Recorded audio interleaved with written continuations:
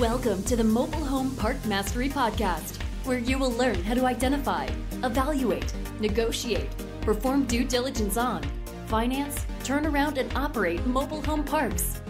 And now, here is your host, the fifth largest mobile home park owner in the United States, Frank Rolfe. Big savings on aisle 3. Or maybe it's big savings through the entire mobile home park. This is Frank Rolfe, the Mobile Home Park Mastery podcast series. We're going to be going over the second of a 5-part installment on easy turnarounds. We did hard turnarounds and all the difficulties you can engage in and the profitability of doing some really, really tough trailer park turnarounds. But now we're talking about easy ones. Last time we did raising revenue. That's one of our favorites. But this is another one, which is similar but completely different. It's all about cutting costs. Benjamin Franklin never owned a mobile home park to our knowledge, but he did say a penny saved is a penny earned. And he must have been talking about many of the mobile home parks that we've been buying. So I'm going to break this up into 2 different categories of cutting costs in a mobile home park, which are all part of an easy turnaround scheme. The first one is eliminating crazy overhead. There's 2 things we find in mobile home parks frequently that we buy. Number 1, there's way too many people on the payroll. And number 2, there's often way too high salaries being paid. Let's talk first about having too many people. How many people do you really need? That's a good question. Well, the answer is as many as you can get by with. Many parks deliberately overstaff, and then typically how that happens is they hire a manager, and the manager keeps hitting the owner with the concept of adding an assistant manager and then other people who may be friends in the park or family members. And pretty soon that staff just balloons up. So if you've got a 250 space park, you can often get by with that with no problem with just one single manager. And at the most, maybe a manager and a very part-time person who also serves as your eyes and ears in the park when the manager is not there. And possibly you need a maintenance man. Let's talk about that for a moment. What can a maintenance man do? Well, if you've got some park-owned homes, they could rehab those or clean those if there's not too many of them. Possibly they mow. Mowing is an important function in any mobile home park. So there's another thing they can do. They can pick up litter. And they can do different odds and ends for the park, but you definitely wouldn't need more than one, right? So even if you had a 250 space mobile home park, you typically could get by with just a manager and possibly just a maintenance man. Smaller parks, really no need for the maintenance man because at a certain level, having somebody full-time on the staff is not correct when you can go in and hire the mowing to be done by a private contractor for less money. And also don't forget that mowing is only good for 6 months of the year, not the entire year. So when you look at that mobile home park payroll, you may find that you've got way, way too many people on the payroll. So that's the first problem you find with crazy overhead. And the second problem is people just earning way too much. I'll give you a couple of examples. We bought a park in Kansas, and the manager was making $110,000 a year. We bought another park over in Illinois, and there the manager was making $103,000 a year. If you're thinking, gosh, I did not know that it was that high paying a career. Well, you're right. That's just far too much for the manager. The one making $110,000, that park only has 93 lots, and it wasn't even full. So you might say, how in the world did that park owner make any sense of paying the manager $110,000 on that little 93 space park? Well, here's kind of how it went down if you look back through the records and talk to mom and pop.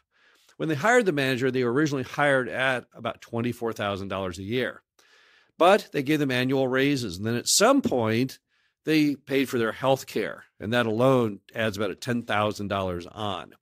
So if you just compound it up, let's compound it together. If you compound something 10% a year, in 7 years it doubles. So if they started at 25 and then you go 10 years out, now you're at 50, add on the health care, you're at 60, go another 5 to 10 years out, and lo and behold, you're over $100,000. So that's how it happens. It just kind of creeps up. But the fact of the matter is, in most mobile home parks, the correct payroll is roughly $10 per lot per month plus free housing. So typically in a 100-space mobile home park, the manager will be making about $1,000 a month cash plus free housing. It's very much in line with the salaries that they use at public storage. Self-storage and mobile home park share in many ways, many similarities, and one of them is the payroll and the payroll cost. But it's far, far cry from 110,000 or 120. I mean, I don't know how much the highest paid mobile home park manager in America is earning, but based on some of the things I've seen from some moms and pops, it would have to be very substantial. There probably are lurking about somewhere managers making $200,000 a year on 100-space parks, probably somewhere in California or Florida or somewhere where the parks are very old and the parks have done very well as far as revenue, and mom and pop just kind of lost control of it all. So those are crazy overhead items on people. Now, how do you resolve those? Of course, you replace the expensive, overpaid people with lesser expensive but correctly compensated managers. And then additionally, you just reduce down the number of people on staff. You take the staff of 5 and you reduce that down to a staff of 2. So crazy overhead is one way to cut costs. And of course, when you cut that cost, when you replace the manager, as we did in Kansas, from the $110,000 variety down to the $30,000 variety all in, that $80,000 differential, that falls right to the bottom line. So that's no different than raising the rents $80,000 a year cumulatively.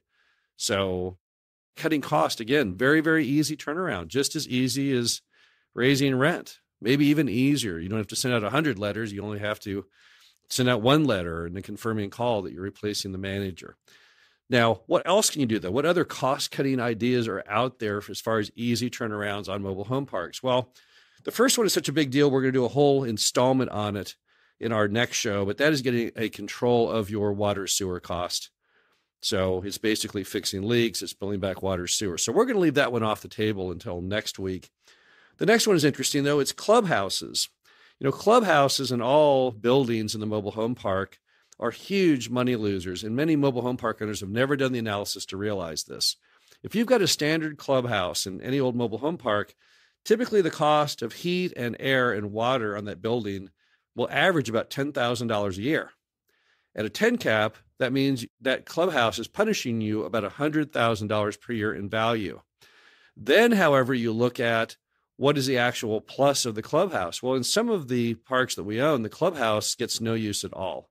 Of course, it's very much dependent on the customers, demographics, ages, things like that. Some people are heavy users of clubhouses, and some people don't use them at all. If you've got the variety that no one's using it, clearly the best thing you could do is to mothball that clubhouse. Don't destroy it, don't tear it down, but simply seal it up for right now.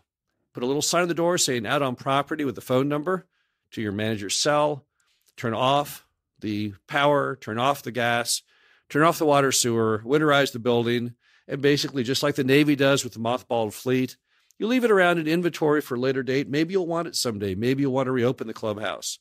Maybe a future owner will want to reopen the clubhouse. But the bottom line is you don't want to keep the utility draw down on that building because it's substantial. So that's a very easy turnaround item. Another one is taking control of crazy cable TV and other contracts. In my very first park, Glen Haven, my turnaround in that park, and it wasn't the whole turnaround, but I was able to take the park from losing $2,000 a month to at least break it even by canceling a ridiculous cable contract that mom and pop had entered into, where they were providing cable to all of the lots, even the vacant ones. It made absolutely no sense without even getting a commercial discount. They were paying the full monthly retail cable bill on every lot in the park. It made absolutely no sense. Often parks will have crazy agreements like that. And when you find them, they're very, very simple to extinguish if, in fact, you have the ability to cancel. Next one are mowing costs. You know, we've bought mobile home parks where mom and pop were spending $1,000 per cut to mow the yard in the park, all the common areas, all the vacant lots. And through simple bidding, we knocked that immediately down to $500 a cut. Let's examine the impact of that. If they're paying $1,000 a week to mow the mobile home park's common areas and vacant lots, and you can change that to $500 a week, that's going to save you $2,000 a month over a 6-month mowing season, $12,000 a year. At a 10 cap, again, that's $120,000 of value creation. So often mowing is another good way to focus, another area you can really do some tricks on, some financial intelligence, and resolve those costs. And again, that's a very, very easy turnaround. Another one is when parks have homes, but they're not really equipped to handle homes. There are some mobile home parks where they only have 2 or 3 park-owned homes, possibly rentals, but they have a full-time person who just manages those homes. Or worse yet, they hemorrhage repair and maintenance costs in them because those living in the homes have realized that mom and pop are easy to shake down by calling constantly with repair calls and then offering to trade that repair labor for the rent. So they'll call up mom and pop and say, hey, my shower is leaking, but you know what? I won't pay rent this month and I'll fix it myself, not realizing that there actually is no leak.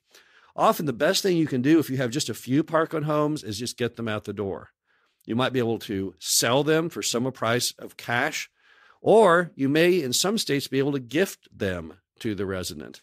The reason I say gift them, because in some states, if you gift them, they do not fall under being an actual mobile home dealer. So you don't have to have a dealer's license. You don't have to provide title or make any warranties of any type. You just give them away.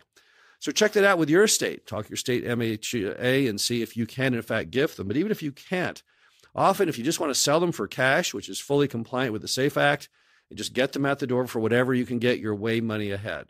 You might say, well, gosh, I think that home's worth $4,000. Why would I sell it for $1,000? Well, look, if it's burning $300 a month in repairs and other costs, of course, your money well spent giving the home away. It's a 1-year payback. So getting rid of homes is a great way to cut costs. The final item is property tax appeals. We bought a park once, and it was appraised at $4 million when we bought it, and we were able to get it knocked down to being valued at only $2 million because, yes, in fact, we'd only paid $2 million for it because we'd bought it as a foreclosure. The bottom line is there's many, many parks out there that are, in fact, overvalued. The majority of parks are not. The majority are undervalued. But in a lot of hot real estate markets, it's not uncommon to find that there are parks out there that are valued sometimes 2 or even 3 times more than they should be. And when you have that, obviously what you need to do is you need to go to the tax assessor, you need to file an appeal, and you need to show through your purchase contract what the real value should be. If you don't want to go that hardcore, there's another way that you can reduce property tax appraisals that's very simple, very low risk, and that's to ask for an informal meeting with the tax assessor's office. In most tax assessor municipalities, you can have this informal meeting really anytime you want. And what you'll do is you will go in and show them photos of all the bad things in the park. And yes, everyone knows the game, and you take pictures of the worst thing you find. But you'd be shocked that most of these assessors, if you have that personal meeting, will, during the meeting, knock the value down to some degree. Now, it's not going to be huge. You're not going to get someone drop the value of a park from $4 million to $2 million in a meeting like that. However, you might get someone to drop the value $50,000 or $100,000 or $200,000 even potentially, and that's really good savings. It depends on what state you're in, of course, but $200,000 of valuation in Texas will save you $5,000 a year. Now, in Missouri, it'll save you about half that. So a lot of it depends on your tax rate. And if you're in Chicago, it might save you 5 times that. So the bottom line is going back to the tax assessor, always a good thing. However, I would caution you on that one. Don't go back if you paid more than what it is currently assessed at. That's typically a bad idea. Do not open the Pandora's box of putting the big spotlight on focus on the value when you in fact paid more than what the assessor shows, because it can go both ways. Particularly if you go to trial with the assessor on valuation, they may rule not only not in favor of what you propose, but may in fact up the value. That's a very dangerous set of affairs. So again, cutting costs is a great and easy turnaround method. What it requires is the intelligence to be able to identify what is a correct cost from that which is not, which may often, again, revolve around getting multiple bids, certainly, and then enacting your findings. No one likes to fire people. Nobody likes to cancel contracts. It's always unpleasant. It's never a good thing. But to be a really good landlord, to be a good business person, often that's the position that you are in. And it is a very easy turnaround method. Maybe it doesn't make you feel happy on the front end, making that call, firing that person. But in the long haul, it's definitely a good thing to do. And it's the fair thing to do. If you're paying a mower $1,000 per cut and you can get it done for $500, you would be stupid to stick with the higher priced mower in doing that. So it's not a bad thing to do. It's a moral thing to do. It's the fair thing to do. It's the correct thing to do. And again, cutting costs, very, very easy turnaround strategy. Now, next week, we're going to go over another easy turnaround, and that is basically getting control of water and sewer. You'd be amazed at all of the water and sewer things you can do when you really focus on that. And that, of course, is the highest cost factor in a mobile home park. So next week, we're on water and sewer. I will give you one final example of easy turnaround, and that is a park that we bought in Illinois. Now, this park had the craziest overhead ever.